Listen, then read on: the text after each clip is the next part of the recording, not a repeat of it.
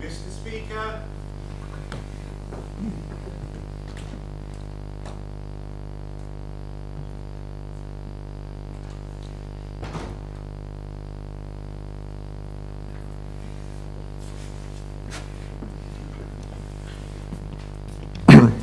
The Honourable Dr. John Cortes. Good morning, Mr. Speaker. In your intervention at the end of yesterday's session, I for a moment wondered whether I would have to memorize the speech overnight. So I'm very glad, with your leave, that I didn't have to.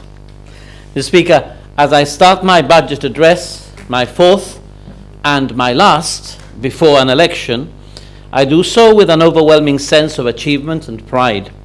And I do so also in my capacity as Gibraltar's First Minister for Climate Change, a title which I also carry with pride. For this government has delivered unprecedented change in environmental governance, sustainability and climate change adaptation and mitigation, a level of change that has placed Gibraltar in a position of leadership within the UK overseas territories and small island states.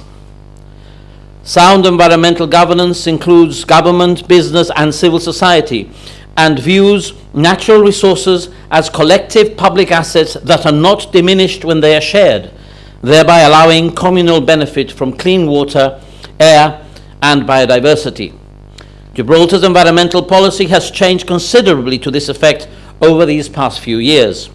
This change, Mr. Speaker, has been specifically recognized by the United Nations Environment Programme, major international NGOs, the Global Island Partnership, and others. These last 4 years have seen the department networking Europe, where we have proudly flown the flag of environmental governance and leadership, leaving our mark in the international arena. Organizations such as the United Nations Environment Programme, the United Nations Economic Commission for Europe, the Climate and Clean Air Coalition, and of course the European Commission are now far more aware than of Gibraltar and how we strive to lead by example in all that we do. Mr. Speaker, to further prove the point, last summer we hosted an expert group meeting on sustainability that included representatives from around the Mediterranean, from universities, government departments, and also from the EU and the United Nations. Networking at the wider Mediterranean level is where now we propose to focus, having as we do a great deal to contribute and to learn from our counterparts at a regional level. Perhaps the biggest testament to our increased presence in the environment arena was the UN Climate Change Summit held at the United Nations HQ in New York, where I had the honor and privilege of being invited on behalf of the Secretary General to represent Gibraltar in the General Assembly Hall with world leaders from countries large and small, as we focused on our collective global ambitions to halt climate change and mitigate its impacts. It's been an inspirational year on the environmental front, Mr. Speaker. The icing on the cake came in December, when the Department of the Environment and Climate Change was admitted as a member of the International Union for the Conservation of Nature, IUCN, the world's largest global environmental network. This is a groundbreaking achievement for the department, given the international reputation and role of the IUCN, which acts as a UN observer and has consultative status on several international conventions on nature conservation, biodiversity and climate change. I had the pleasure of paying a visit to the IUCN Secretary General in Geneva last month and was rightly proud of the positive reputation Gibraltar already has in these circles. Mr. Speaker, environmental civil servants and advisors continue to be involved in discussion and decision-making at all levels of government, working not only for my ministry, but for all other ministers who call upon their input and advice on a regular basis. The Green Filter continues to work well, with department officials playing an increasing role in planning as well as in the EIA process. Departmental scientists attend all DPC meetings and work hard to ensure that planning conditions are met. The government's green procurement policy, which was instrumental in changing the environmental dynamics within the local market, is being reviewed and updated. By continuing to apply and direct the public sector's purchasing power towards green alternatives, we continue to stimulate the market and create niches for green initiatives, employment, and economic regeneration. Staff at the department continue to work across the public sector through their involvement in numerous committees, ranging from transport to noise, planning to climate change and infrastructure projects. In this context, a number of policy documents are currently being updated, the most notable being the Environmental Action and Management Plan and the Climate Change Programme. These will be published in coming months and will be based on research and data that allow for informed policy decision. This is how we work, Mr. Speaker. We do not produce reports stating wishful policy without hard facts and substance. Policy in this government is based on sound science. I'm pleased to say that while Gibraltar continues to develop, I see no imminent conflict with or danger to its environment or its biodiversity. For example, the new Mons Calpe and Eastern Beach developments will be ready for smart metering, for fitting of electrical car charging points. We have low consumption water heaters and renewable energy sources. And the 1,700 new affordable homes and related developments on the east side will not be a threat to our environment either. They're on brown sites, will be energy efficient, incorporate renewables and contain large landscaped areas. Mr. Speaker, I am pleased to inform Parliament that the 2015 figures on recycling have already seen an increase of approximately 38.5% in mixed packaging waste and cans and plastics, 15% on glass, 21% on cardboard and 60% on paper. This has been possible due to the combined efforts of the Department, Master Service and of course the general public, clearly and increasingly fulfilling its role in improving recycling practices at home and in the workplace. Additional pink bins have been provided this year to further increase the recycling rates of waste electrical and electronic equipment. In fact, we are already halfway through the year and we have nearly surpassed the amount of these items recycled in the whole of last year. Our recycling campaign continues to expand, and this year's World Environment Day saw the launch of yet another curbside recycling service, the recycling of waste cooking oil in the new orange bins. Mr. Speaker, I take this opportunity to announce the upcoming delivery of yet another environmental manifesto commitment in relation to waste management, the creation of Gibraltar's first dedicated eco-park. This new facility will be a one-stop shop for recycling all household waste streams and will be fully operational this summer. Looking ahead in terms of our long-term waste strategy, we reissued the tender for the waste treatment facility since none of the initial tenders submitted met the required technical specification. The project is going through a renewed tender process in order to ensure that we get the best value for money and, just as important, the best possible environmental option. Mr. Speaker, one of the successful outcomes from the Litter Committee, which continues to meet on a regular basis with stakeholders and includes NGO membership, is the designation of dedicated litter wardens. These officers have received the necessary training and patrol Gibraltar daily, creating awareness, educating and deterring people from irresponsible tipping. No dumping signs will shortly be going up in litter hotspots to further remind the public that in Gibraltar, bins are only a short distance away and there is no excuse for the illegal dumping of refuse. Works continue on refuse cubicles around Gibraltar, with 4 cubicles being completed last year and 3 new temporary cubicles installed. I once again take this opportunity to thank all the members of the Litter Committee for their hard work and dedication. It really is a pleasure working with them, and I very much look forward to continuing to do so. Collaboration with NGOs continues. Regular meetings take place between government officials and myself, and a number of organizations such as the GONS, ESG, and Housing Estate Committees. The Nature Conservancy Council continues to be consulted on issues associated with the protection of Gibraltar's natural environment in line with my statutory obligations under the Nature Protection Act. Mr. Speaker, this past year has seen a concentrated effort by the Department to raise awareness of a whole array of environmental issues in schools. This included once again their involvement in World Environment Day, which this year also saw involvement from NGOs and environmentally friendly businesses. A lot of effort has gone into both energy efficiency and marine awareness, and you may have seen the episodes on GBC on the work carried out by the department in respect to our waters. Perhaps the most popular awareness initiative has been the launch of Gibraltar's underwater camera, the first of its kind in Europe.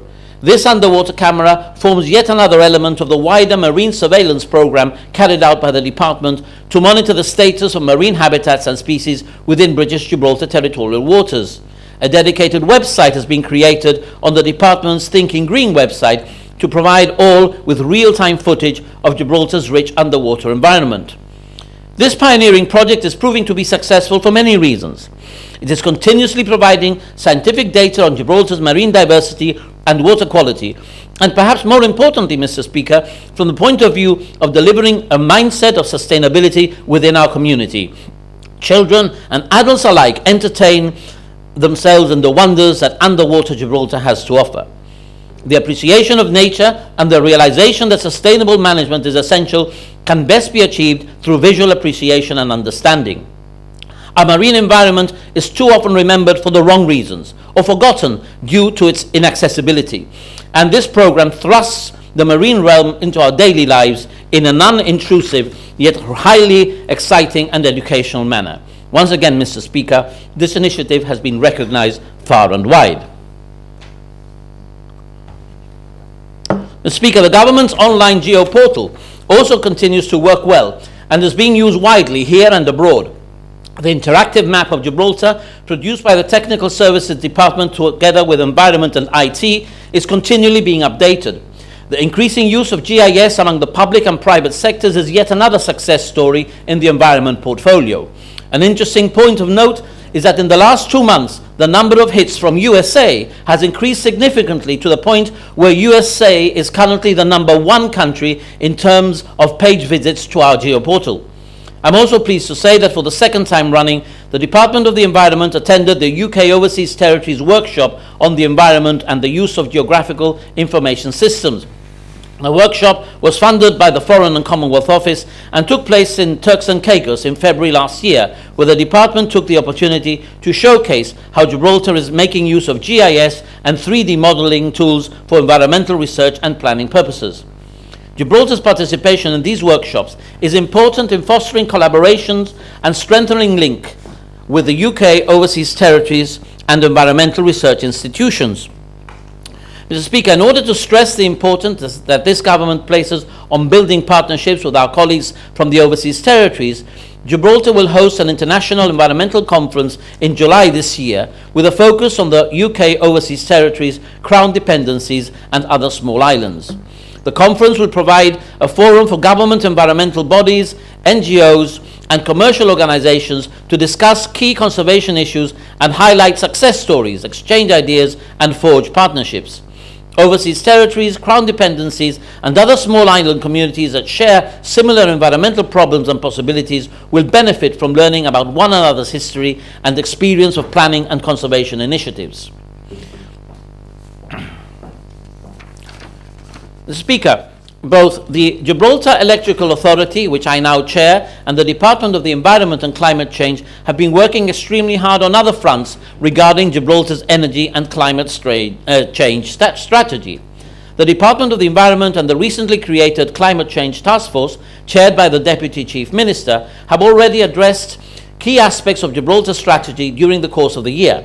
The strategy will be elaborated further in the revised Gibraltar Climate Change Programme and is divided into 4 main overarching themes, which include adapting to climate change by building Gibraltar's resilience, facilitating the transition towards a low-carbon economy, improving our understanding of climate change science, and raising climate change awareness and changing consumer behaviour through educational initiatives.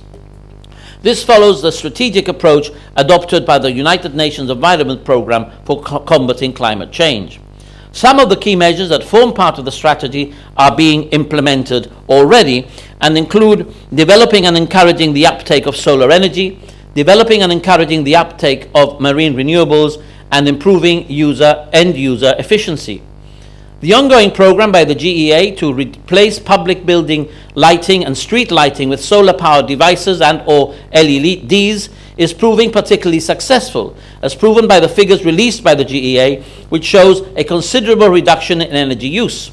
The reductions represent 19% in street lighting from 2012-13 to 2014-15, 50% in flood lighting from 2011-12 to 2014-15, and 22% in traffic light consumption from 12-13 to 14-15.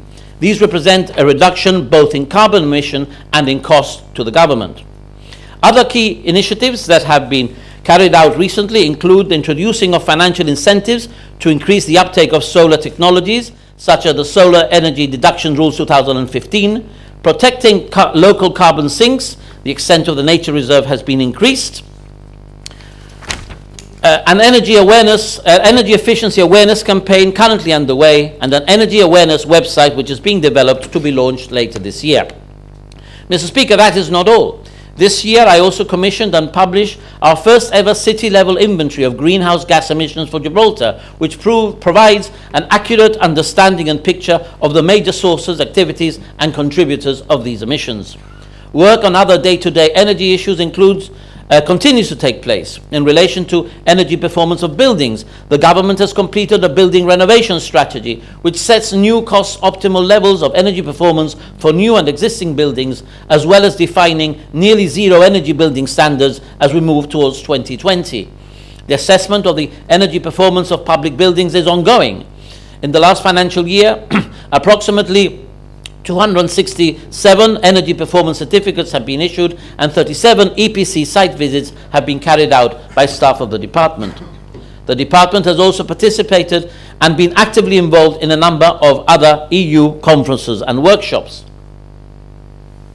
Mr. Speaker, where does all this leave us?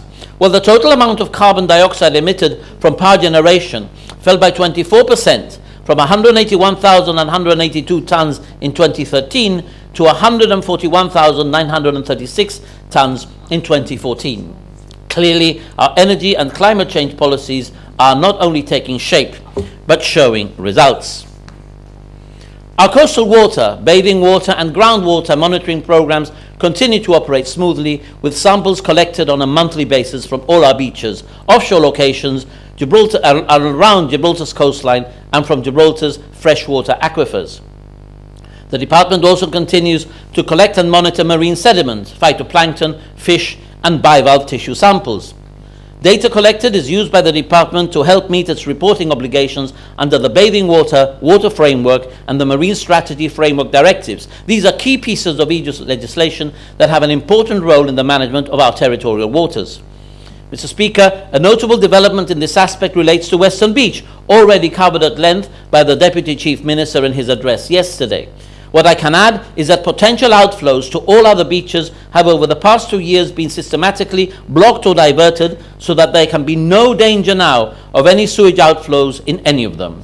The department closely monitors all discharges to the sea.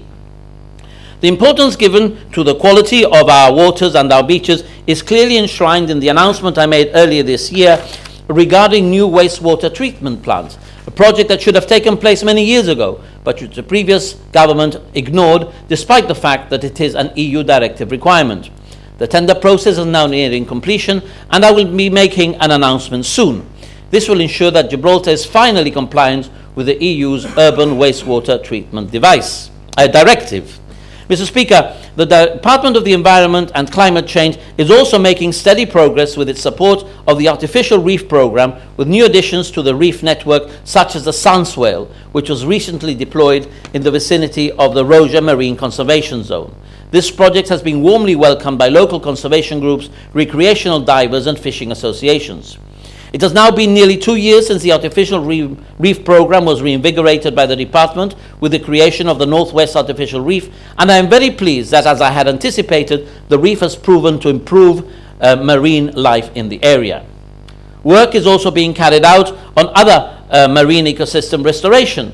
This facet of the marine programme draws on historical sources and local expert knowledge to inform the reintroduction of species that were known to exist in the bay, such as fan mussels, oysters, and seagrasses, the latter species being a tremendously important source of food, oxygen, and habitat, as well as an excellent carbon sink. Mr. Speaker, in line with this government's manifesto commitment to regulate fishing, diving, and other marine activities in British Gibraltar territorial waters, it gives me a great sense of pride to be able to say that this past year has seen the publication of the Marine Protection Regulations and the Tuna Preservation Regulations. These are probably the most significant pieces of local environmental legislation published for 20 years. They set to regulate a myriad of activities that take place in our waters, such as fishing, diving, scientific research, and the activities of dolphin tour operators. Some of the key measures introduced in the regulations, including the licensing requirements, minimum fish sizes, the creation of marine conservation zones, and the ability to implement designated fishing seasons and yearly quotas for species requiring additional protection, such as Atlantic bluefin tuna. No anchoring zones have been designated and included in the regulations to protect the seabed, particularly reefs. Mr. Speaker, the regulations are a very significant step in the long road of regulating marine activities in our waters.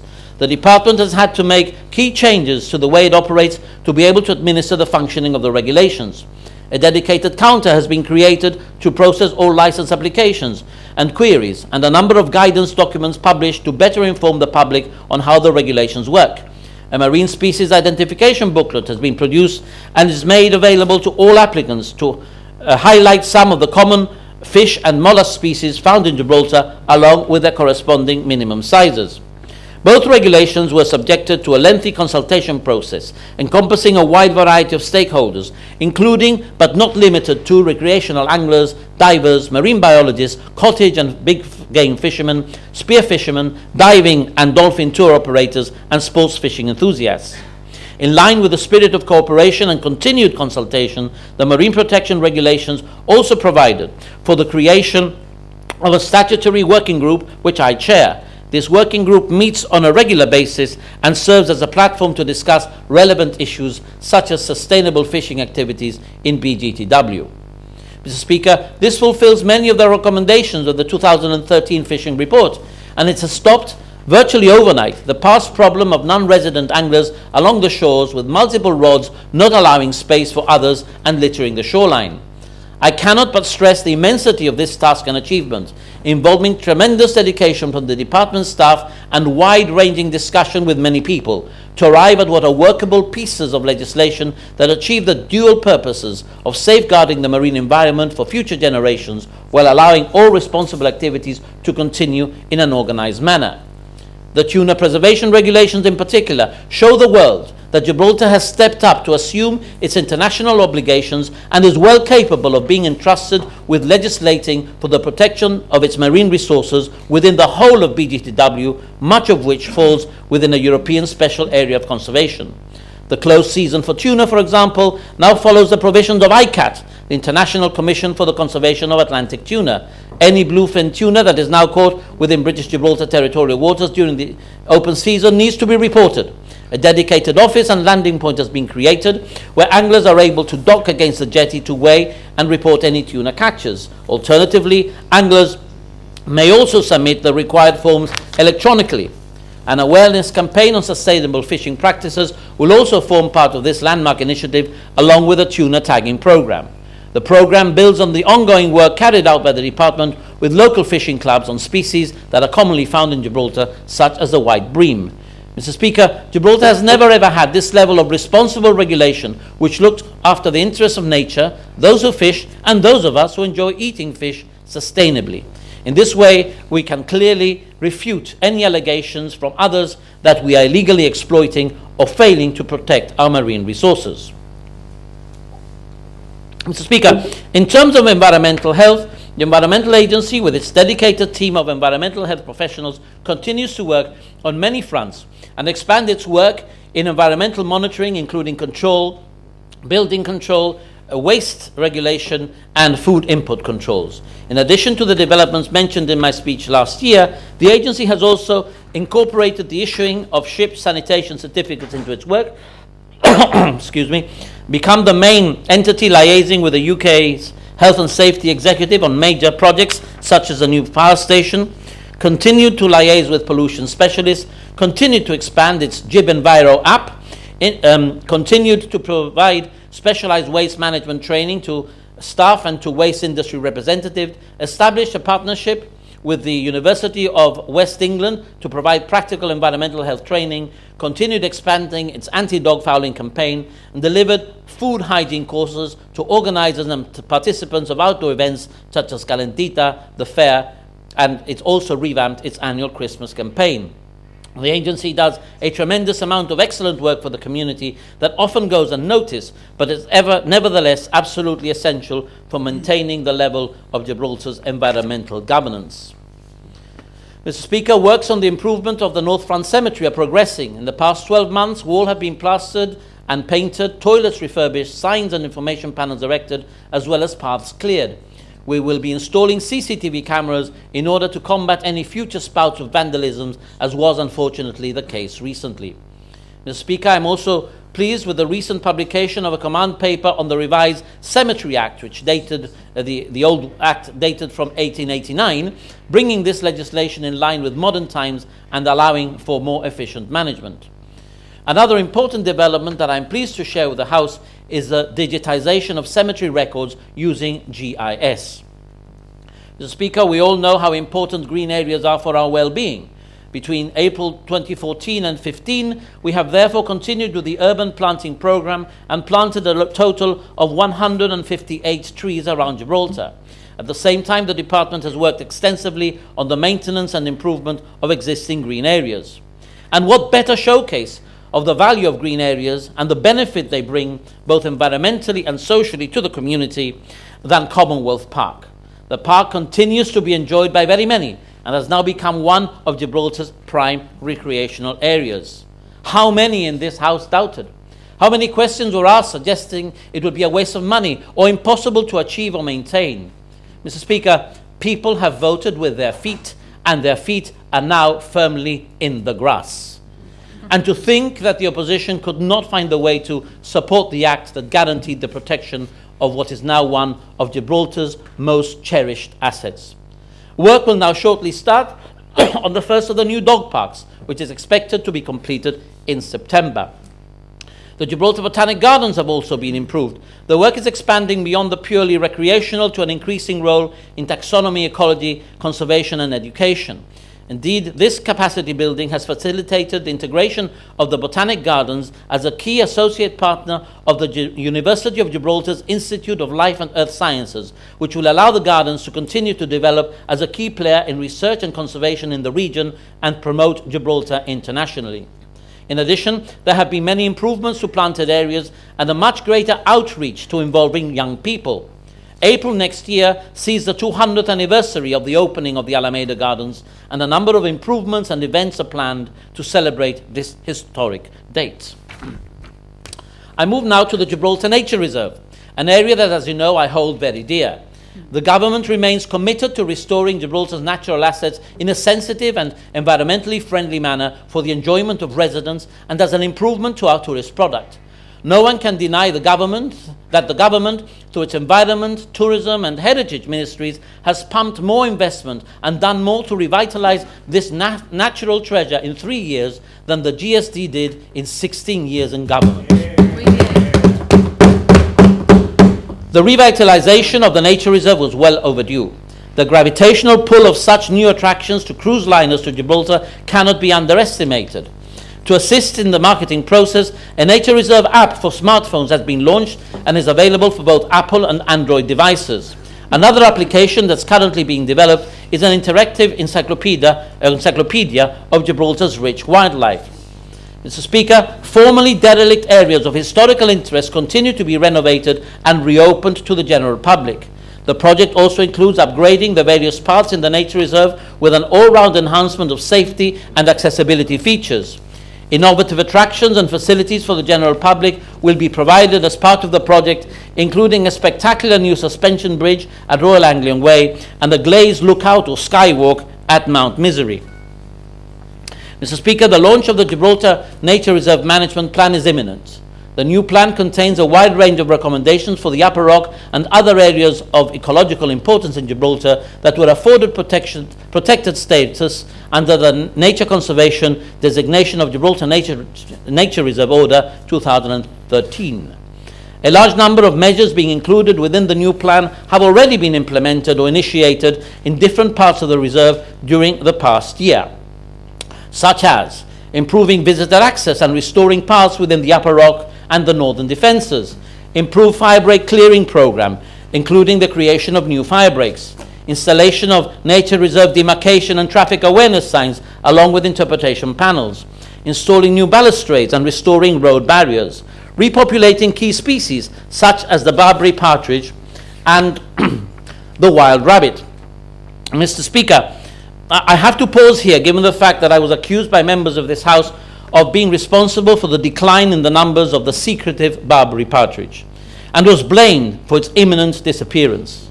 Ongoing surveillance has revealed that not only have the imported partridges acclimatized well to their new environment, but more importantly, hatched young in several locations within the nature reserve. I would like to acknowledge and thank GONS for their support and for the monitoring that they do, providing the department with vital scientific information without charge, and to also thank the Upper Rock management team for their increasing role in improving this wonderful natural asset. There are other measures being carried out, including increasing resources for the department's Environmental Protection and Research Unit, increasing human resources for the Upper Rock management team, increasing security on the Upper Rock with dedicated environmental security guards patrolling day and night, creating new picnic areas, securing, restoring and improving access to heritage assets within the Upper Rock such as Genoese Battery and Royal Anglian Way, the continued systematic removal of invasive and alien species, largely through the astounding voluntary work by Bart van Tienen, and continued installation of bird and bat boxes within and outside the nature reserve, particularly the town area. Mr. Speaker, the export of a group of Barbary macaque to the Blair Drummond Wildlife Park in Stirling, Scotland, grabbed international headlines in October last year. This was the first large-scale export of macaques since the 1990s. The exportation followed a period of extensive research and discussions with park officials, which allowed for the relocation of approximately 30 macaques from the Middle Hill troop that was frequenting Laguna and Catalan Bay. The macaques were flown to the UK on a chartered aircraft and then transported by road to the safari park. They were accompanied at all times by 2 experienced Gibraltar keepers from the macaque management team, with additional support provided by officials from the department. Selection of this particular group was facilitated by the tracking work carried out last year by a team of US researchers from Notre Dame University, together with the macaque management team, GONS, the vet clinic, and the Department of the Environment, sponsored by National Geographic. The exercise was carried out flawlessly since all animals were trapped with minimal disruption, and I'd like once again to thank all those individuals involved, for I know how hard they work to execute this task to perfection. Mr. Speaker, members and the public will have noticed that since October last year, the trouble caused by macaques in built-up areas is hugely reduced. Mr. Speaker, as they are free-ranging animals, they do of course have the ability to turn up anywhere in Gibraltar of their own free will. They will surely do so, and there are still 1 or 2 areas where this is the case. But the situation is very much improved, thanks to both the exportation and the increased resources which we have provided, which allow movements to be better tracked, problems preempted, and response and action to drive them away to be much more effective. Mr. Speaker, a year ago, I was repeatedly condemned in this House by members opposite for what they claimed was a total failure in the management of the macaques. I would reply then that the problem dated from before my time as Minister, that my former advice to the former administration had been systematically ignored, and that nature takes time to respond. They didn't want to hear. Well, Mr. Speaker, while we can, of course, in future have a resurgence in macaque activities in some areas, and we will, of course, respond, I think that I have so far been proved right. Work on the management of our macaques has continued on numerous fronts. New personnel have been employed to tackle on-the-ground situations, and new ponds created in different parts of the Upper Rock, such as Prince Philip's Ark, Royal Anglian Way, and Middle Hill. All the macaque feeding sites are being given a facelift, and I am very pleased to say that works are now nearing completion. The end product will result in a significant improvement for our macaques and our tourist product. Mr. Speaker, the new Macaque Action Plan will be published this summer, although once again, numerous measures are already well underway, such as providing new facilities for food storage and preparation, clearing of scrub in different areas of the reserve, provision of new watering points, and developing of a macaque education and awareness application for mobile devices. We have also embarked on a revitalized macaque awareness initiative in collaboration with the GONS, the Gibraltar Veterinary Clinic, and Monkey Talk Gibraltar, thus bringing all stakeholders together for the first time. Mr. Speaker, the Environmental Protection and Research Unit goes from strength to strength. During this past year, the section has more than doubled in size, and I'm proud to say that there are now 6 officers working on a shift system. A new vehicle has been procured in addition to the 2 marine vessels, and environmental patrols are now being carried out every single day of the week, both on land and at sea. The fact that our own environmental protection vessels are now regularly patrolling Gibraltar's marine protected areas is clearly sending the right signals. The section continues to work hand in hand with the Royal Gibraltar Police. Mr. Speaker, the Gibraltar Air Quality Monitoring Programme has continued to operate smoothly during this past year and has once again achieved levels of data capture above 90%, thanks to the efforts of the Environmental Agency and government-appointed air quality consultants. As always, there is still room for improvement, and a 5-yearly monitoring regime assessment is being carried out to inform the configuration of the network over the life of the next air quality monitoring contract. This will consider what additions we may have to make to monitoring units and how these will need to be relocated following the commissioning of the new power station, which may include a monitoring unit in the North District. Other notable developments that have taken place in this field during the year include investigating the implementation of an air quality forecasting service for Gibraltar, the expansion of the monitoring site at Bleak House, which is now monitoring heavy metal concentrations in air, upgrading the air quality compliance dashboard to optimize the page for visualization of mobile devices, and participating in an EU project aimed at evaluating the impact of marine tourism on air quality and climate change. Mr. Speaker, the Department of the Environment has been transformed. It is now what it deserves to be, and its staff in all the disciplines, scientists and administrators, wardens and divers, as well as all its various contractors, work tirelessly to improve the environment in Gibraltar and our environmental performance on the world stage. It is a pleasure to have them all as colleagues.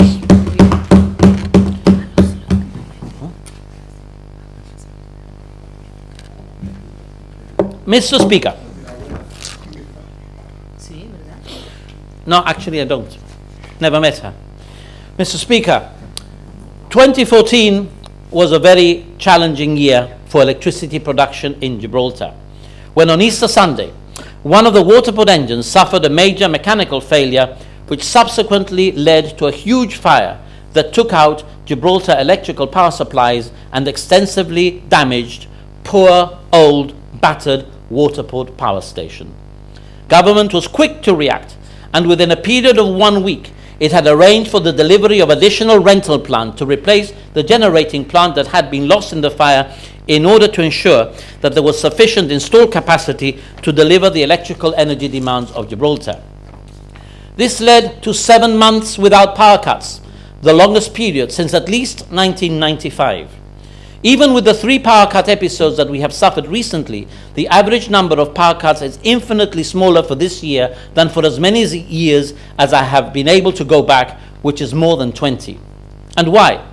Because we have a tremendously professional team at the GEA, and because this government cares.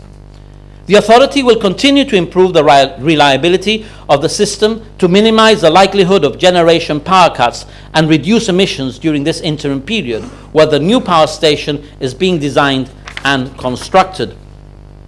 To this end, we have already started the process of decommissioning the ex-OESCO engines in the South District Power Station, and this will be followed by decommissioning GMIS Power Station, as both of these power stations had aging plants that have been major contributors to NOx emissions in the South District. The failure of Waterport last year sadly led to a brief increase in NOx emissions, reversing the trend that we started in 2012, although happily these levels started to fall once again this year. Mr. Speaker, there is no doubt whatsoever, whatever the leader of the opposition might say, that all the problems that we have been facing in relation to power stem from the former administration's crass and irresponsible failure to act on advice, recommendations and reports that the Waterport station and the distribution system were on the point of collapse about a decade ago. I am not at all convinced that the horrendous, polluting, carbon-belching eyesore of a power station would have been ready by now. For one thing, Mr. Speaker, they are the ones who were having trouble finding the money for it. And, Mr. Speaker, minutes after his speech, claiming that it would have been finished, the leader of the opposition said to GBC that ours would take more than 4 years to complete, even though the new plant will require much less infrastructure, being close to Waterport, and cause much less disruption, being as it will be in an essentially industrial area and accessible by sea. What lack of knowledge of the subject, Mr. Speaker. He didn't mention the problems they were encountering with storing the diesel in the old MOD tanks, having to set up a new docking operation that would have poured diesel from tankers into pipes by jib dock. No concern for the flammability of diesel, which is much greater than LNG, or the smells that would have affected the residents of the South District in the event of a leak. Nor how long would all that take. Perhaps more extraordinarily, Mr. Speaker, the leader of the opposition made allegations of inside information, claiming that the project was beset by problems. What problems, Mr. Speaker? Are his informers letting him down? Or maybe he's seen something I haven't when he's been there at night with his wire cutters. But in any case, it was too little, too late. Or perhaps too much too late, when you consider the huge price of their proposal and the secret promise to increase the cost of electricity by 5% per year for 20 years. If an air terminal quadrupled in price, what price a power station? Mr. Speaker, the biggest headline last year, from the point of view of improvements to the environment and quality of life in Gibraltar, was the award of the contract for a new power station to the French construction giants Bouygues. This state-of-the-art power station will be capable of using both gas and light fuel in order to be as efficient and environmentally friendly as is technologically possible. It will deliver a potential 80 megawatts of power plus an additional 4 megawatts through heat recovery, a tremendous environmental plus, about 20 megawatts more than the GSD's planned station. Moreover, it will guarantee energy self-sufficiency for Gibraltar for the next 30 years and more, if not quite to infinity and beyond, as Buzz Lightyear would have said.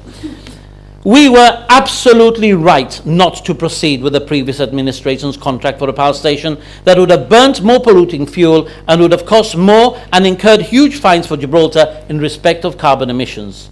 This was not just the right decision, it is the right investment for our nature's future. Mr. Speaker, it may not be wise for me as a politician to publicly reveal one of my biggest weaknesses. Let's call it a rookie error, Mr. Speaker, but here it goes. I have a weakness for science fiction. I enjoy moving into a fictitious world of technological fantasy, ridden with fantastical dangers which at once excite and terrify you, but with the comfort of knowing that they will never really happen.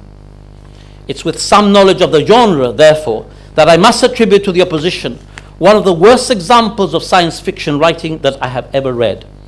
Fiction, certainly, although it verged, in fact, on science comedy, because at least true science fiction tends to be well researched. Mr. Speaker, the leaflet on the, quote, dangers of LNG, unquote, was a veritable disgrace. From the photograph of a burning tank which had burnt on their watch and in any case was of a totally different fuel, to their mathematically incorrect analysis of comparative cost, it was an insult to the community. Fortunately, it has already been almost forgotten, which shows, thank goodness, the maturity of the electorate. Mr. Speaker, the true figures show that even allowing for costs of cancellation, relocation of businesses from the North Mole, reclamation and temporary supply, this government's power station will cost about £26 million less than the former administration's. When you take into account that ours will be able to produce 84 megawatts as opposed to their 64, the cost per megawatt capacity for the station would have been over £2 million and ours just over £1 million, nearly half the cost. And this still does not factor in the cheaper fuel for our station, savings from discarding rental plants, nor the clear environmental benefits in the emissions of virtually no particulate matter, no sulfur, and much less nitrogen dioxide. Let me reiterate, Mr. Speaker, that LNG is just about the safest fuel around. LNG, liquid natural gas, not LPG, liquid petroleum gas, which is the one that causes explosions. The few Googled reports of LNG burning that the GST have used are none of them in the kind or size of plants that we are planning for Gibraltar. The plant being designed for Gibraltar will be a world leader in safety. Seriously, Mr. Speaker, the people from Lloyd's went on the information they were given. This information was incomplete and inaccurate. In good faith, they prepared the best possible report based on the worst possible quality of information. No one is questioning the caliber, but you can only work with the information that you have, and the GSD just did not have it. So Lloyd's, I repeat, in perfectly good faith, made assumptions on conjecture. Such important decisions cannot be based on inaccurate information. Mr. Speaker, the opposition has abused the name of Lloyd's Register and has tried to manipulate their honest report to suit their own scheming ends. The report points out potential difficulties that need to be overcome. These in many cases being precisely the difficulties that our potential providers are succeeding in resolving. Mr. Speaker, the Lloyd's report concludes that some of the risks are, quote, significantly greater than those found to be acceptable for conventional LNG marine storage terminals. I repeat the key words, conventional marine storage terminals. This one will not be conventional. The report does express concerns that the port is at this point in time not equipped for handling LNG. Well, of course it isn't.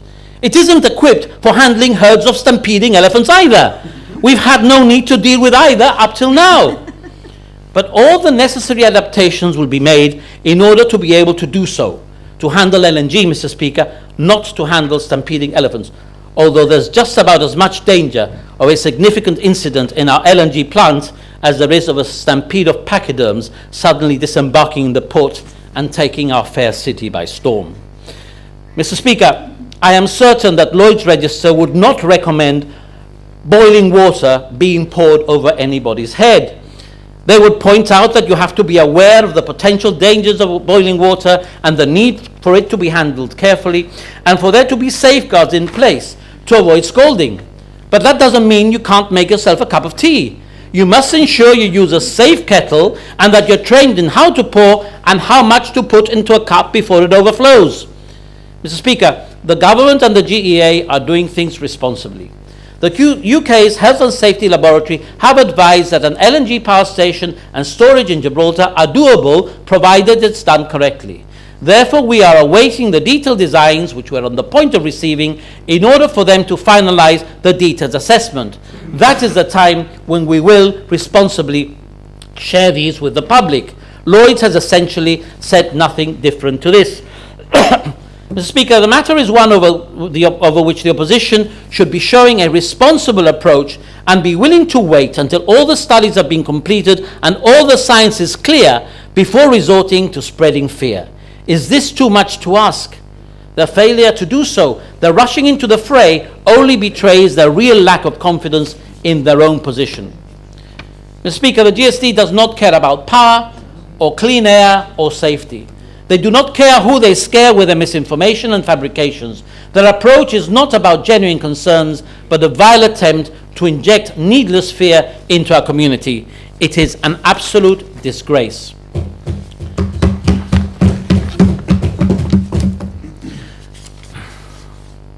Mr. Speaker, the opposition will very soon find all its arguments come tumbling down. As the author Gonzo Alzuaga, paraphrasing none other than Albert Einstein, said, "A smart person knows how to fight a battle, a wise person knows which battles not to fight." Mr. Speaker, the opposition are not smart, and most certainly they are not wise.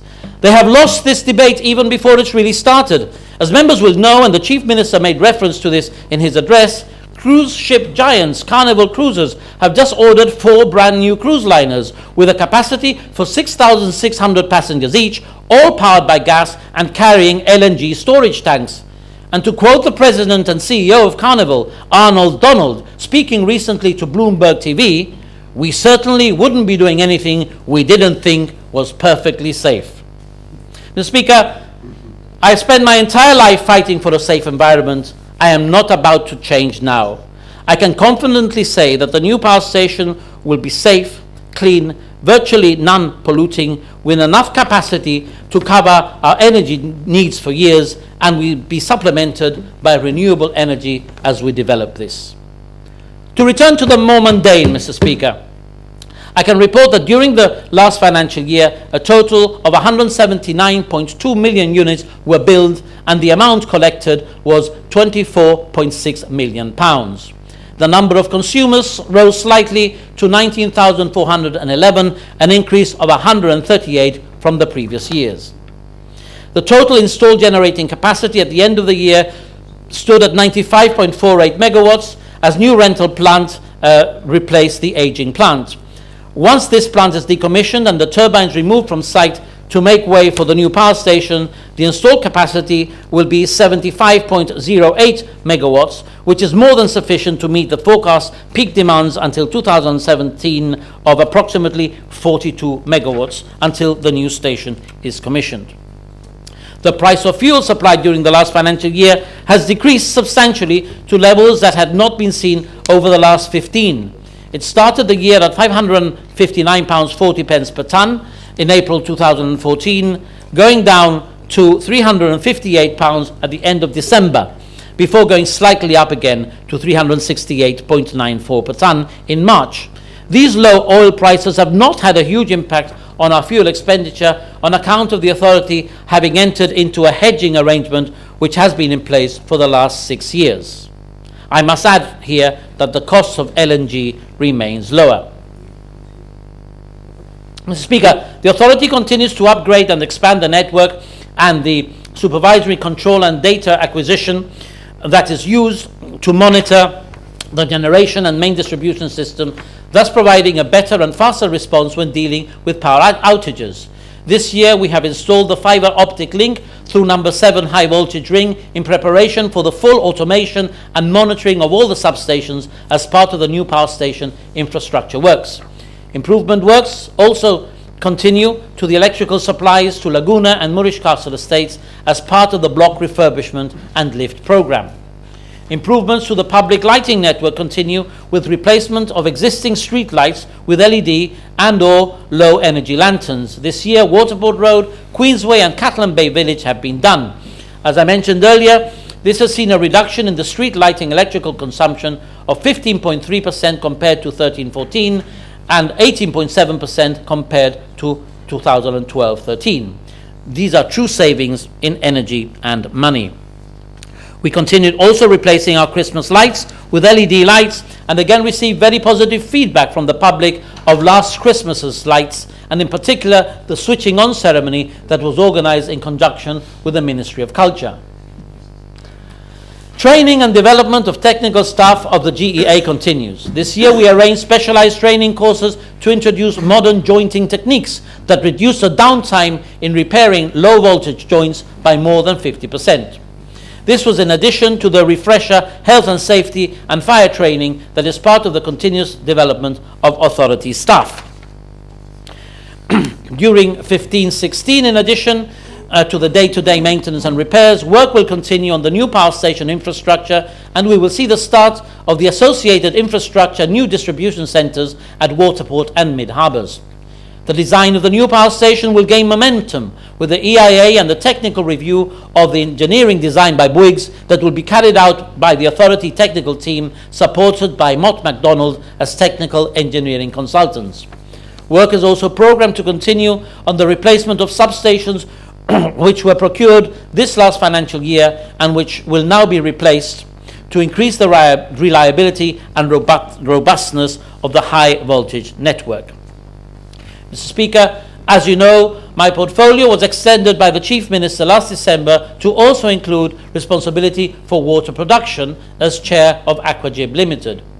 During the period, Aquagib has maintained and improved on its levels of service and performance indicators in respect to the provision of potable and seawater and sewerage services.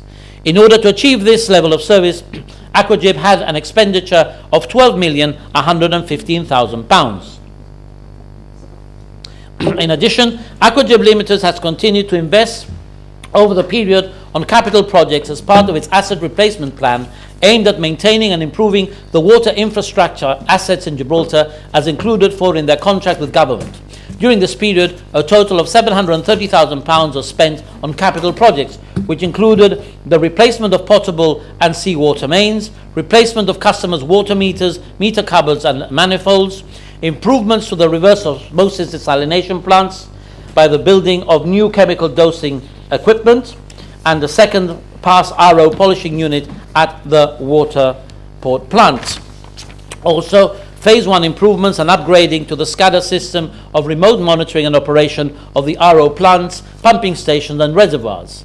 IT upgrading to handheld remote meter reading equipment and the replacement of the pumps at the Varelbeg sewage pumping station. The form of electricity and water bills has been changed in order to provide more information and encourage efficiency. Indeed, this reflects Aquagib's policy, and new energy efficiency measures are constantly being reviewed in all the company's activities. The approved budget set by the company for the provision of potable and seawater supply and sewerage services in Gibraltar next year is £11,100,000. This reduction in budgeted costs follows the resolution of the ex-MSF employees' employment issues as a result of the collective agreement between the government, Aquagib and Unite the Union. The approved budget set by the company on capital projects as part of its asset replacements plan in Gibraltar has been set at £638,000. This includes the following projects: replacement of more potable and seawater mains, replacement of water meters, replacement of RO membranes in Governor's Cottage plant, rock stabilization works at Governor's Cottage, and Phase 2 improvements and upgrading to the SCADA system and IT upgrades to the Sage 200 system. As you can see, Mr. Speaker, there has been tremendous activity in all my non-health portfolios, much of which is interconnected and reveals the logic and forward thinking of linking all these within one ministry. And so, Mr. Speaker, I turn to my health-related portfolios. Mr. Speaker, in relation to the Ministry of Health and the Gibraltar Health Authority and now Elderly Residential Services, let me set the scene, Mr. Speaker, by quoting a cruise passenger who sadly had to be hospitalized in Gibraltar. He wrote to the authority saying, "I was a patient in your hospital for 2 weeks, and I do wish to express my gratitude to all concerned with my treatment. The medical and nursing care was first class with a general standard of efficiency. A high standard of training coupled with effective organization shone in every way. So thank all of you for your share in getting me fit enough to return home. I count myself very lucky that the ship docked where such a fine hospital is available." Mr. Speaker, this budget speech will primarily highlight the improvements made to our health service during the last financial year. Mr. Speaker, there is of course much more to do. I continue to listen to the people I represent and realize that there are no easy answers to some of the problems which have built up over many years, just the painstaking work of putting right what was wrong. But I am determined as ever to deliver a health service of which to be proud. Mr. Speaker, in previous presentations to this House, I have made reference to the need to change the GHA's management structure. I am now pleased to report that this has now been completed. This has allowed the team to start setting up essential groups and committees such as the clinical and corporate governance groups, which are essential and will ensure we address issues such as patient safety, staff training and development, audits, learning from clinical incidents and accountability. Mr. Speaker, as we know, the GHA provides a comprehensive range of health services for the people of Gibraltar. This includes primary, secondary, mental health and the ambulance service, together with arranging care in the UK or Spain for those patients whose medical condition requires that to be done. Mr. Speaker, we are extremely fortunate to have the high caliber of professionals delivering these services for a relatively small population. But people now want to be informed about their care and want to be involved in decisions about their care. Patients also expect to be active participants in developing plans for their own care. The public is more aware than ever before about health care. Therefore, in order to continue building on our reputation and respond to the challenges of the future, the values that underpin healthcare practice must reflect what the public expects of us.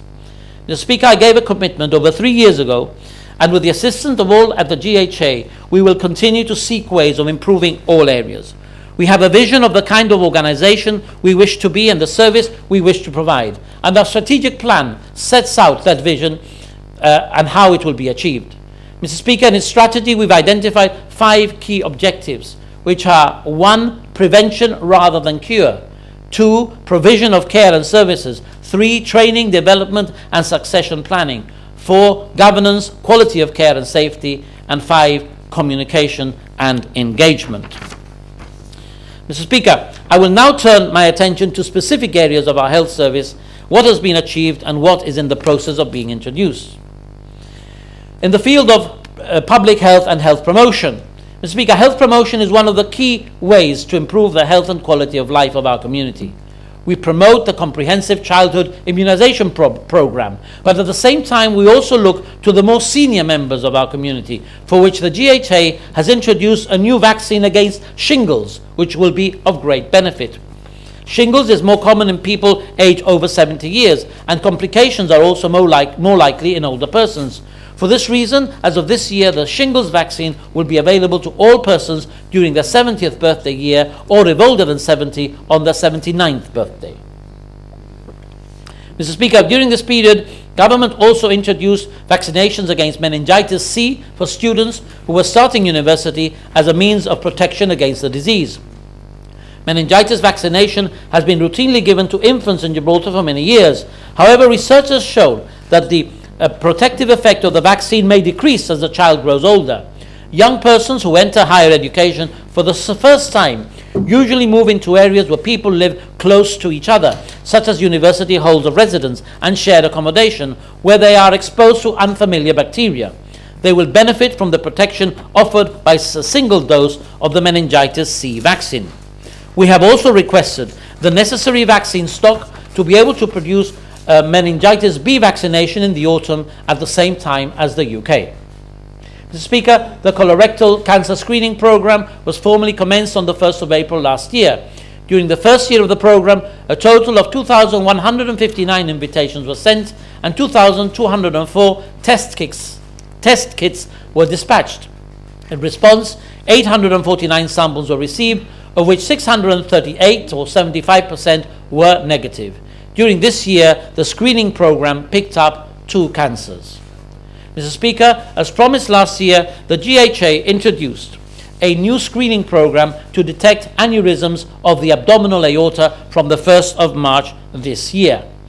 This program aims to detect such aneurysms in older men who have a higher risk of the condition, which can be fatal if not detected and treated in time. Mr. Speaker, our ability to screen the hearing of neonatal babies is also progressing even further, with staff being trained and new equipment procured. Members will be aware of recent UK news reports where consideration is being given to a new, safe and non-invasive system of genetic screening for unborn children. Well, I am proud to say that we introduced that system almost a year ago, the first national health service provider anywhere in the world to do so. This has greatly reduced distress to mothers and also reduced unnecessary referrals to UK. We have also acquired the services of a visiting consultant geneticist to advise on any issues that arise. Screening programs remain one of my priorities. The breast screening program is expertly run and regularly improved upon, but I have discovered that the cervical screening program that I inherited is far from satisfactory, and this year we will work on bringing it up to the required standard. Mr. Speaker, another commitment from last year was to undertake the second Health and Lifestyle Survey. The creation and successful completion of such projects highlights the commitment by the government and the GHA to even closer understanding of the health of our people. The 2015 survey will once again aim to find out the levels of perceived health in the resident population, as well as gather information on eating, drinking, physical activity, and other lifestyle parameters. It will also be able to make comparisons with the earlier survey and examine trends. The information from this second survey will be valuable in determining future health priorities for our community. Mr. Speaker, in keeping with another of the commitments made last year, the GHA has set up for the first time ever a specialist microbiology service which will be delivered by Hampshire-based Gibraltarian consultant microbiologist Dr. Nicholas Cortes. No relation, Mr. Speaker. Dr. Cortes is providing advice to GHA doctors throughout the year, as well as making regular visits and training staff. He is providing guidance on clinical practices and expert advice on matters related to infection, something that is increasingly important with the emergence of organisms that are resistant to antibiotics. He also provides advice on specific patients and conditions, as well as support in developing policies and protocols and in improving clinical governance. This service will support the work of our health professionals, but most significantly benefit our patients and our other service users. Mr. Speaker, on health promotion and public education, the department has been busy throughout the year with the following programs delivered: Skin Cancer Screening Day, Autism Awareness, Breastfeeding Awareness Day, World Asthma Day, World Blood Donor Day, Noise-Induced Hearing Loss, Dental Health Awareness Day, Dementia Awareness Day, Mental Health Week, Heart Health, No Smoking Day, the Well Child, and Hand Hygiene Day. Mr. Speaker, one of the greatest public health challenges during 2014 was addressing the Ebola crisis. The authority took the lead in building up preparedness for a response to the threat posed by the potential arrival of Ebola virus disease into Gibraltar. Gibraltar's port protocols were strengthened with specific measures applied to ships or persons having visited from affected areas.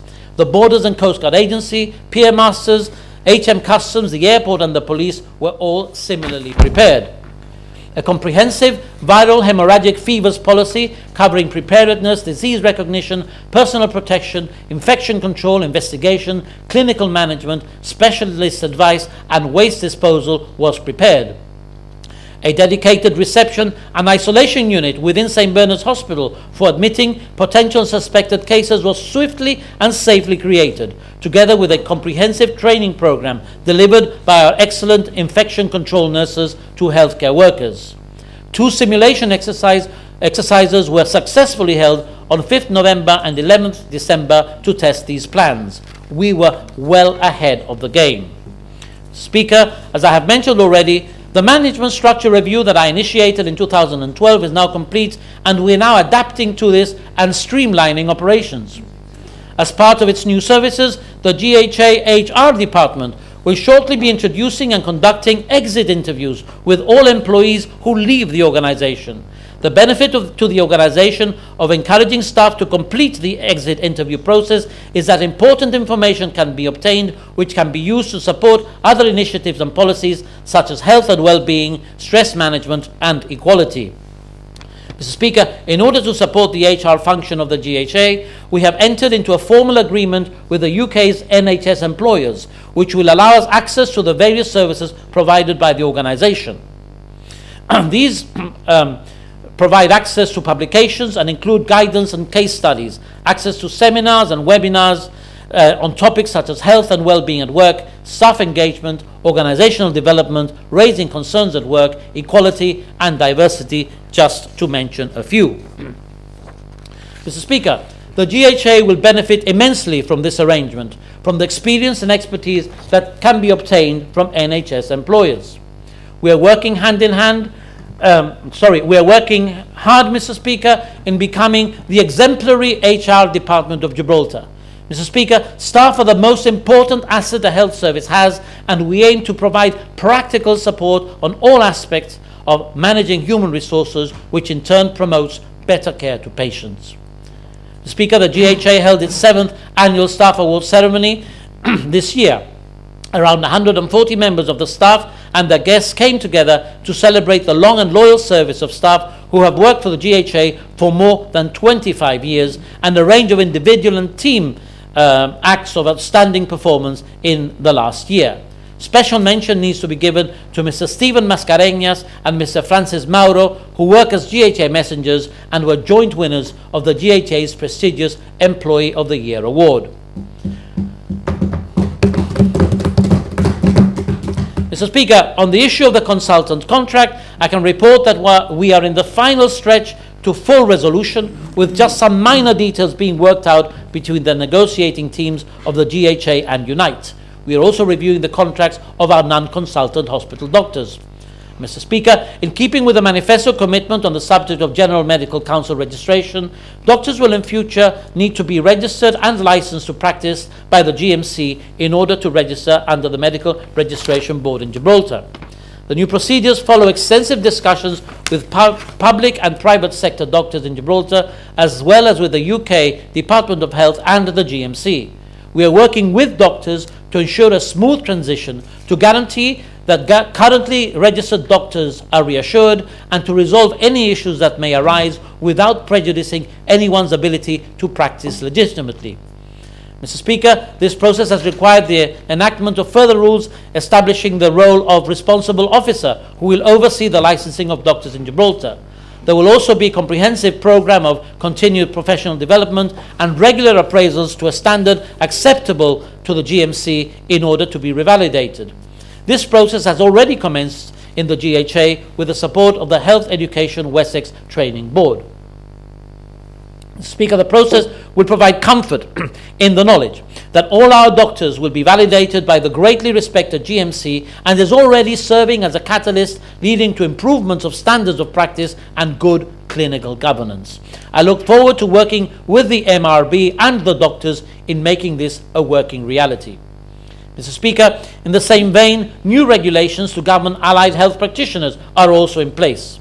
The benefits of this arrangement also include improved standards of practice and good clinical governance. Mr. Speaker, this government, as none ever before, is committed to a quality service and safe professional practice. Mr. Speaker, the School of Health, SHS for short, is at the heart of healthcare provision in Gibraltar, providing healthcare education to a range of staff in various settings, and maintaining close links and working with Kingston University and St. George's University of London.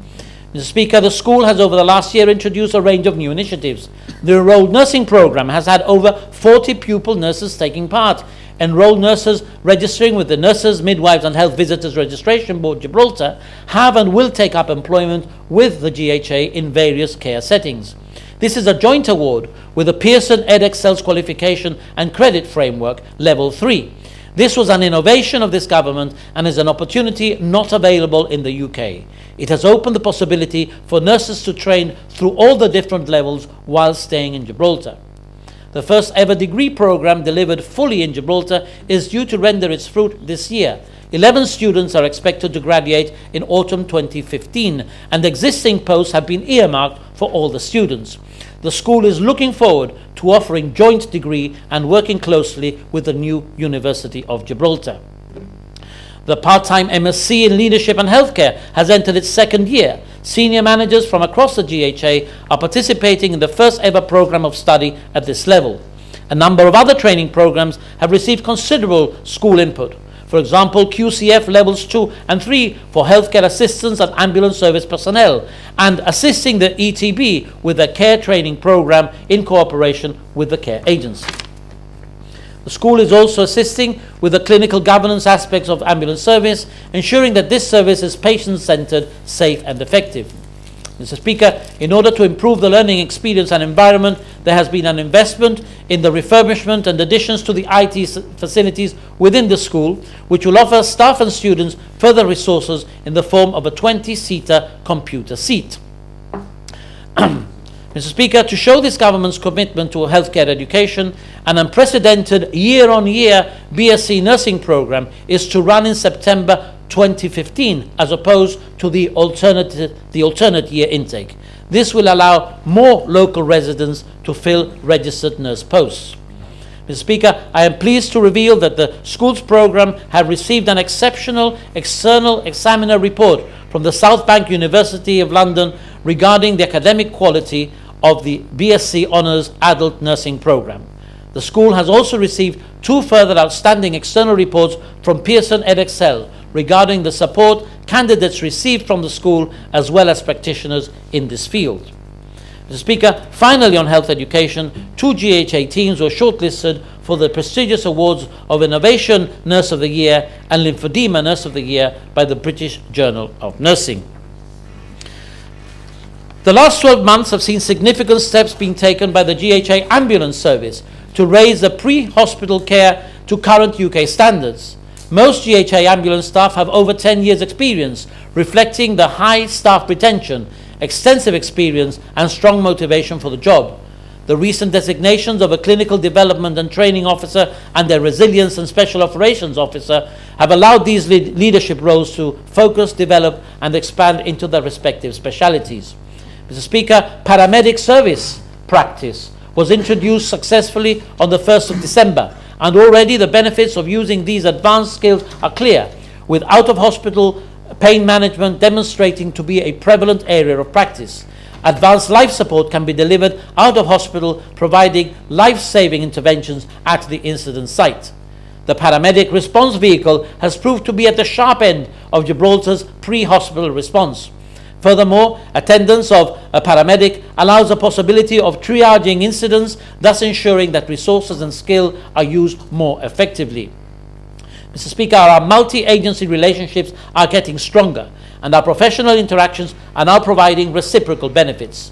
During this period, Gibraltar has exercised 2 multi-agency aircraft disaster exercises with many lessons learned by all agencies at all levels. Mr. Speaker, sponsored patients and visiting consultants. The number of referrals to tertiary centres outside Gibraltar continues to rise, with over 3,500 cases managed during this past year. Mr. Speaker, the government will continue to be committed to the programme and ensure patients with complex clinical needs get the best possible care and outcomes. It is for this reason that we have just 2 weeks ago entered into an agreement with St George's Hospitals Trust, which will provide a range of treatments both in London and in Gibraltar by way of visiting consultants and specialised nurses, which will not only ensure the best possible treatment but also result in more efficient use of funding. This will improve such services as neurology, neurosurgery, spinal issues and back conditions, and gastroenterology. The agreement with St George's will include the use of in-hospital accommodation for families. Moreover, the acquisition of the new expanded Calpe House will, when complete, also provide for much more economical accommodation for our patients.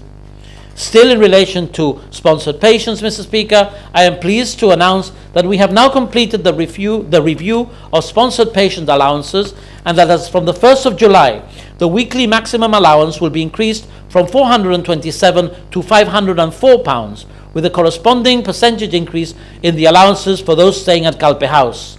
Other improvements include greater flexibility in arranging return dates and escort conditions for children and for the elderly. These are much overdue changes that have been discussed with and welcomed by patient groups. Mr. Speaker, I will now summarise developments in various other departments. In radiology, commencement of the abdominal aortic screening program which they run. A premium ultrasound machine has been purchased which includes an advanced fetal heart tool which facilitates and enhances the fetal heart investigation. Mr. Speaker, the most significant investment in this department this year will be the replacement of the CT scanner, which is currently 10 years old. This is further evidence of the government's commitment to enhancing medicine in Gibraltar and to ensuring that there is proper upkeep and updating of equipment. This new scanner will increase the GHA's diagnostic capability, together with a better and safer service, particularly with regards to dose-saving software, reliability and image quality. The package has also included the training for staff in the department. It will be the most advanced CT scanner in use in the whole of Europe. The possibility of bringing an MRI service to Gibraltar is now actively being pursued as we continue to make plans to expand the St Bernard's campus to cater for growth and a distribution of our services. Mr. Speaker, this year has seen an increase in the requests for many tests across all our pathology services. This is related to workload increase and the greater dependence on laboratory tests in disease diagnosis and patient management, with a significant number of tests, including those for tumor markers, having increased by over 300%. The department continues to work with service users to fine-tune test repertoire, as well as implementing tests that reflect best practice and modern approaches to diagnosis and management. Mr. Speaker, in conjunction with the UK, the GHA has introduced a newborn baby screening test. The GHA's Department of Pathology has been involved since 2012 in the pilot study, which was run by Sheffield Children's NHS Foundation Trust for the testing of heel prick samples taken from babies between 5 and 8 days old for certain genetic conditions in addition to those already checked. We can now identify these rare genetic disorders at a much earlier stage. All these inherited conditions are those where babies have problems breaking down amino acids, and knowing about the conditions early allows dietary advice to be given to prevent the buildup of harmful proteins in the system and thus reduce the impact of the disease. Mr. Speaker, the move to the purpose-built facility at the St. Bernard's Hospital catering site is planned to take place during the summer. This will change the way meals are served to patients, and quality above all will be the main benefit. Already the process to improve the patient meal experience has commenced with the successful pilot introduction of bulk food delivery in John Mackintosh ward. Excellent feedback has been received from patients and relatives.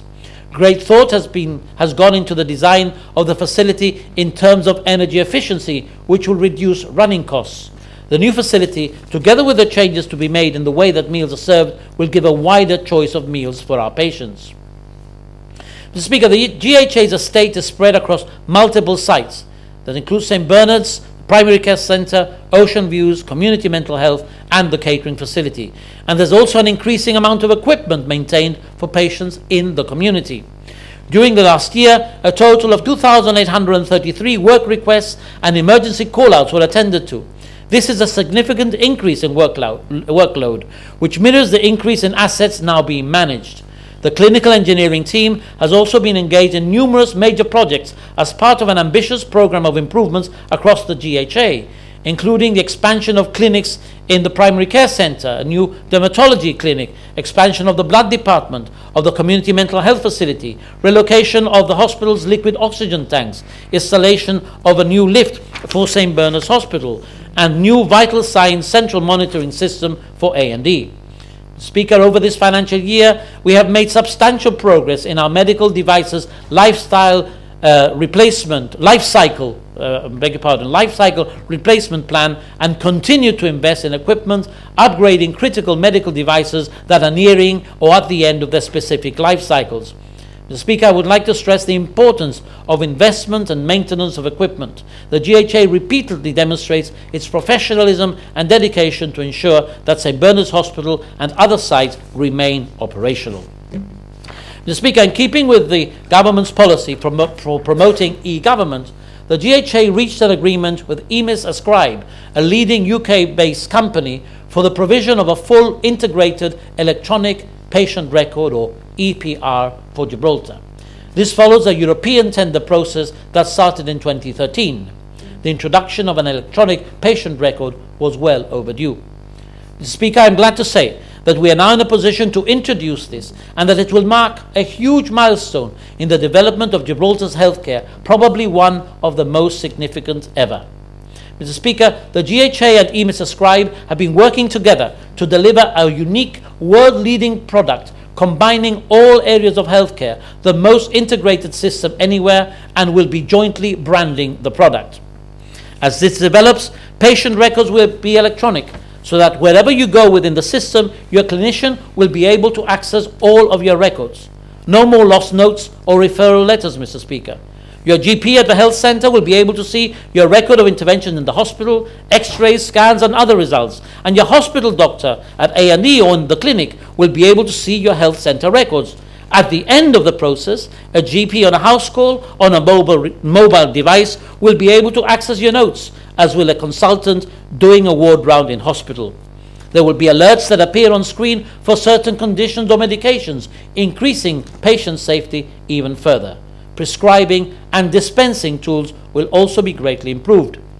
Mr. Speaker, the preparation for this has been huge, with intensive training sessions here and in the UK, and a great deal of organisational work being done by several teams, including the clinicians who will be using the system and administrators, as well as the GHA's own IT and IS experts who have been commended for their expertise by EMIS Scribe. This has been an initiative like few that the GHA has seen, and the whole team and everybody involved there has to be congratulated. I'm pleased to state that the EPR Programme Board, which I chair, and which includes Gibraltar and UK representation, last Friday gave the green light to go live for the primary care and A&D modules ahead of schedule tomorrow.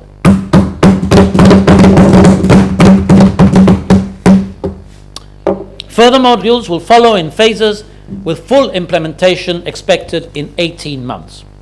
Mr. Speaker, EPR will modernise and transform the way we deliver healthcare. It will bring many benefits to both staff and patients by significantly improving the management of information, allowing us to extract important statistics, and most importantly, making the patient journey smoother and more efficient. A true game changer. Mr. Speaker, the IMT team has otherwise had quite a busy year.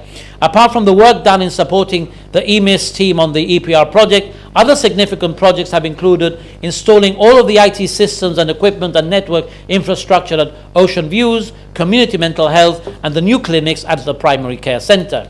The team has also engaged in the installation of a hospital Wi-Fi network, a centrally managed digital dictation system for medical professionals, and the British Sign Language online translation service.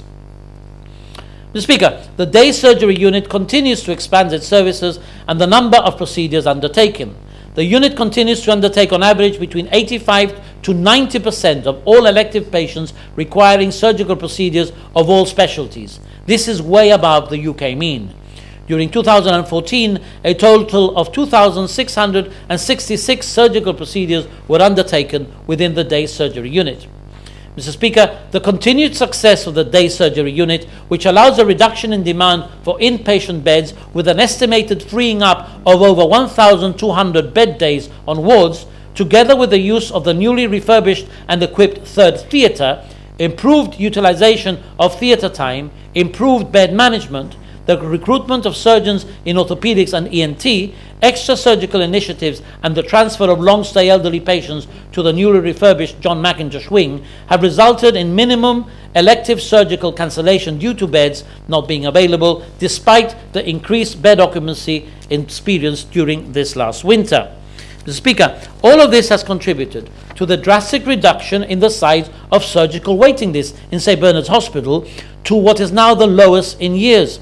Mr. Speaker, from a total surgical waiting list hovering around the 1,000 mark, in May this year it stood at just 387 patients, about a third. And this despite the fact that more clinics and more activity actually identify more cases. As one example, the plastic surgery waiting list was 154 in March 2013. It is now 80. The list for ENT was 125 and is now 49. And for ophthalmology was 140 and is now 0.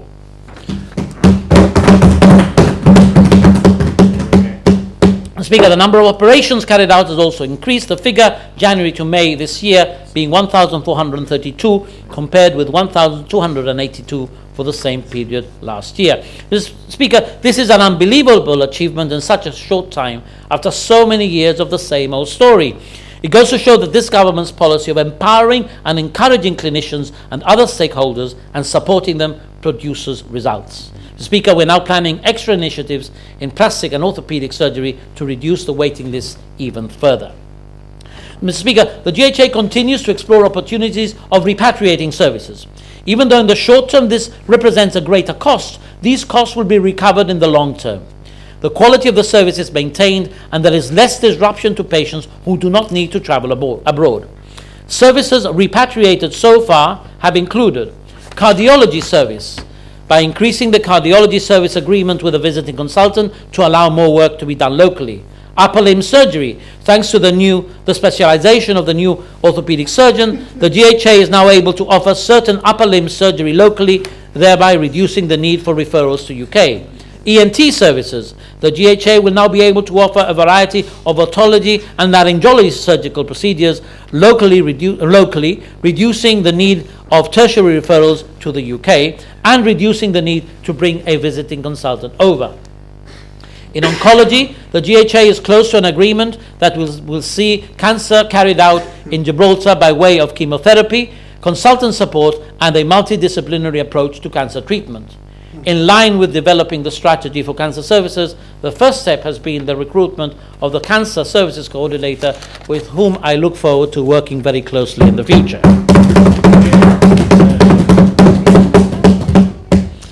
Mr. Speaker, I am pleased to report that we now have an associate specialist in accident and emergency, together with a new 24-hour administrative presence, is reforming the way we work in this frontline department.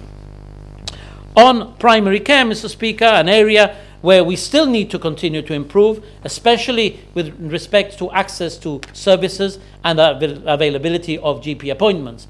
It's a challenge we're overcoming, and developments this year have included 4 new clinics for use by the GPs have been developed, and 3.5 extra GPs are now working in order to reduce waiting times by increasing the availability of appointments, and the increase will also provide GP cover for palliative care at the cancer centre.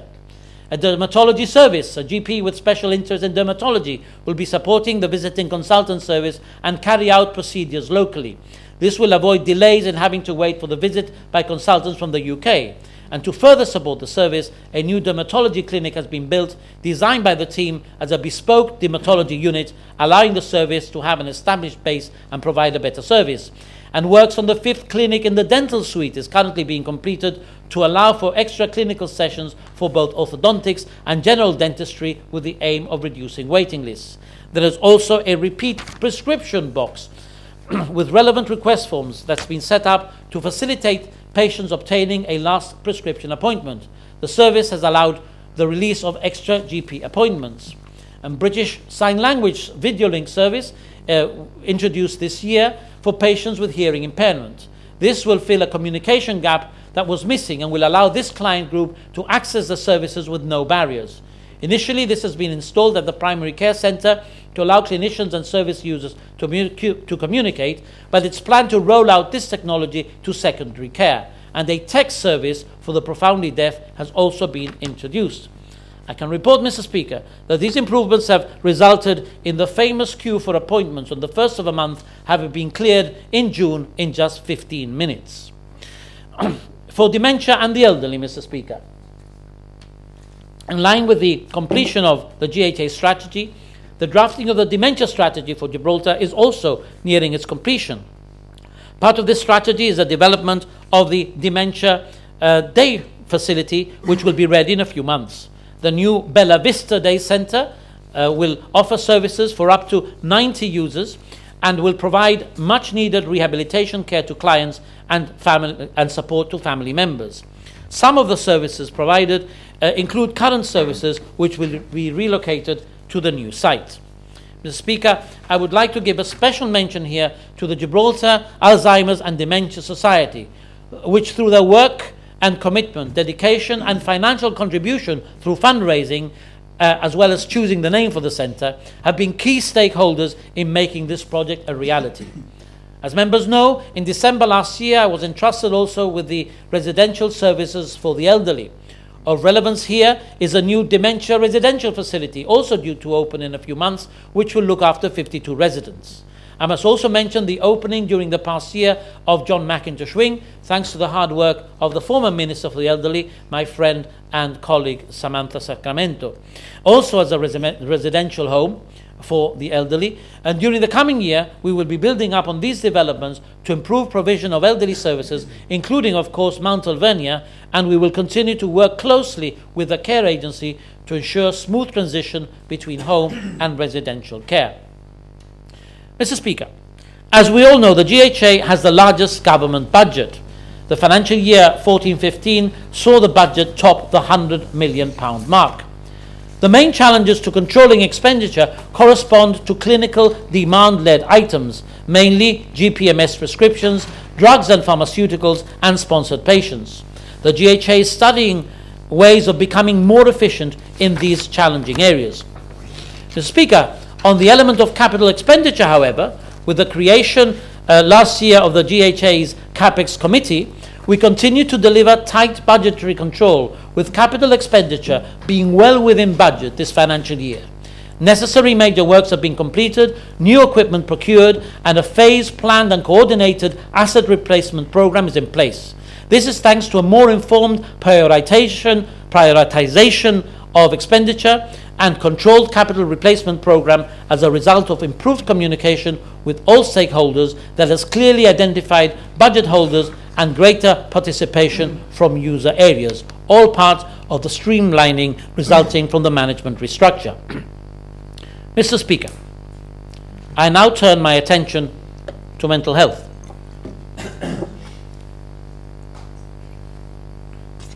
And I have deliberately left this to near the end of my budget speech, since it is most definitely one of this government's greatest achievements during these 3 years. Mr. Speaker, as related in my first budget speech to this House, there were tears in our eyes when the Chief Minister and I first visited KG5 on being elected. I had returned after 20 years and could not believe the state of the building and the horrendous conditions that patients had to live in and staff had to work in, being the clear result of years of neglect and lack of investment by the previous administration, together with the lack of vision and sense of priority. Mr. Speaker, both the Chief Minister and I vowed to create a centre that Gibraltar would be proud of, and never again would mental health be the Cinderella of our health service. We achieved this.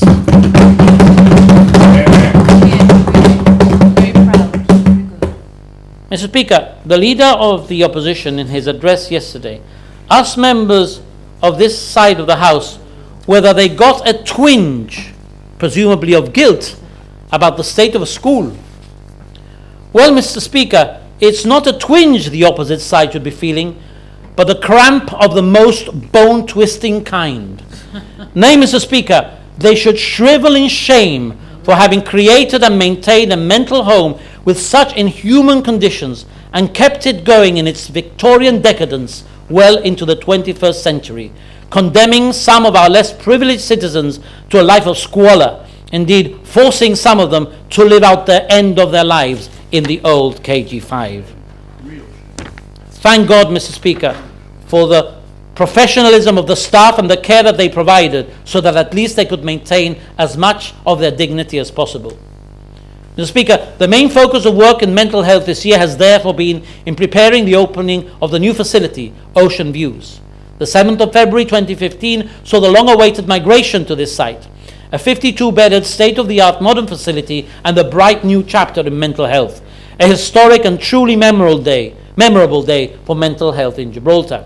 Mr. Speaker, I pay tribute to all the members of the mental health team at every level who worked diligently for many months in partnership with all stakeholders, including service users, carers, support groups, relatives, and the general public, to ensure the transition was carried out with precision, safety, and causing minimal disruption to patients. Mr. Speaker, this is not just about a brand new facility, but a new philosophy of care. This will reflect a holistic approach in the diversity of the therapeutic program which will be available. The new treatment plans currently being introduced are comprehensive and based on a recovery model approach, as many of the patients treated demonstrate difficulties in a variety of life circumstances. Ocean Views will now offer a psychiatric intensive care unit, a multifunctional suite which will cater for specific cases such as adolescents, vulnerable adults, mother and baby, and forensic cases. The other wards will cater for acute admissions, rehabilitation, elderly mentally ill, together with 2 male and female rehabilitation flats. There are improved clinical areas, an activity and rehabilitation centre, together with ample open spaces and gardens. This provides a good balance of residential and recreational areas in an environment which is conducive to healing. Mr. Speaker, the new facility and approach to mental health care has already started to show its benefits. The patients absolutely love the new facility, and they are benefiting from the large investment which has never before been made. Mr. Speaker, critical to the overall mental health service and clients has been the need to review and update the current Mental Health Act. A multi-professional group has been working on this piece of work for the past 2 years, and I will have the satisfaction of bringing the bill to this House later this week. Mr. Speaker, keeping in line with the commitment to improve mental health services, the year has also seen the improvement of a full refurbishment program to the Community Mental Health Department based at Coaling Island, achieved with minimal disruption to the running of clinics and services provided by this excellent team. Following from the official opening on the 24th of September 2014, very positive feedback has been received from service users, relatives and members of the public, embracing the new therapeutic and welcoming environment. Mr. Speaker, the huge investment in our mental health services is aimed at offering more effective clinical care pathways that are integrated across acute, community and residential care settings. This has been necessary to ensure that patients and service users are supported at all stages of the care journey and in a setting that is most appropriate to their needs. I will now summarize, Mr. Speaker, a few other key developments during the year. The new complaints procedure, in line with our manifesto commitment, we reviewed the complaints procedure with the relevant legislation completed and published. The process has now been moved away from the GHA and is now managed by the Complaints Handling Service, which works under the umbrella of the Office of the Ombudsman. The new scheme commenced on the 1st of April and aims to provide a more independent and a fairer process in managing complaints. Mr. Speaker, even though there was a bilateral agreement between the UK and Gibraltar, which had been in place since 1974, where patients referred by Gibraltar had the benefit of transplantation service in the UK in the past, for many years our patients had been denied access to the UK's transplant services. Thanks to the joint work done by the Gibraltar Dialysis Patients and Friends Association, by the Chief Minister and myself, these difficulties have been resolved. The GHA is in the process of signing a Memorandum of Understanding with the National Health Service Blood and Transplant Service to ensure access for our patients who require transplants. Mr. Speaker, I am pleased to report that in keeping with our philosophy, clinicians now play a greater role than ever before in the running of the GHA. After decades of inaction, the Medical Advisory Committee has been reconstituted and now meets regularly with the management team and with me. One of the first initiatives being planned together with the MAC is a sexual health policy, an area where we need to progress. Other areas where we are planning to develop this year and where progress has already been made include stroke management, child health and telemedicine. There is also a great deal of working together with health-related NGOs, including general users groups such as the Health Users Forum, and also, but not exclusively, those related to sponsored patients, breast cancer, prostate cancer, multiple sclerosis and other neurological conditions, maternity and child issues, breastfeeding, sexual health, mental health and autism. All these groups have my full support and encouragement, and I am grateful for their commitment and energy. In relation to autism, the GHA has advanced tremendously in its work in support of autistic children and young people and their families. There is now a highly trained and motivated multidisciplinary team, including members of other departments such as the Education Department and Social Services, and very successful courses have been held for parents. We are at last filling a huge gap that existed in this area just 3 short years ago. The government will also shortly be entering into an agreement with Cancer Relief in relation to a hospice in Gibraltar, showing how willing we are to work with charities and support groups. Mr. Speaker, to finish, I would like to thank all at the GHA, without whom these achievements would not have been possible. I am incredibly proud of nurses, medical staff, AHPs and the administrative, secretarial and other support staff, from labourers to domestics and everybody else, for their professionalism, dedication and commitment to ensure the GHA provides a quality service. I am grateful too to my new colleagues in the elderly residential services with whom I have now had the pleasure of working for some months. Mr. Speaker, I want to thank all the hundreds of members of the public who come to see me or write to me for bringing problems to my attention that I invariably try hard to solve.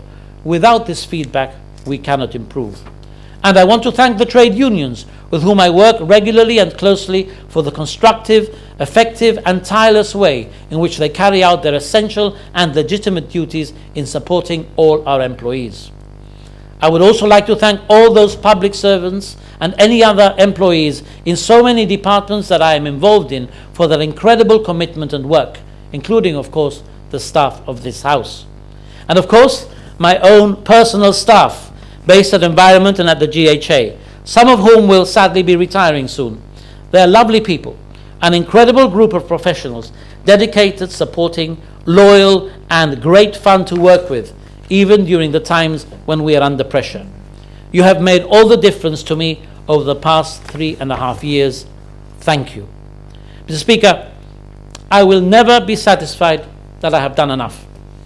We clearly have some way to go still in providing the standards of excellence that we all aspire to.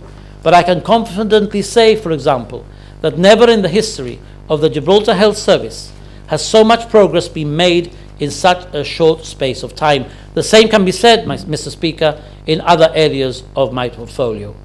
Mr. Speaker, I have absolutely no intention of slowing down.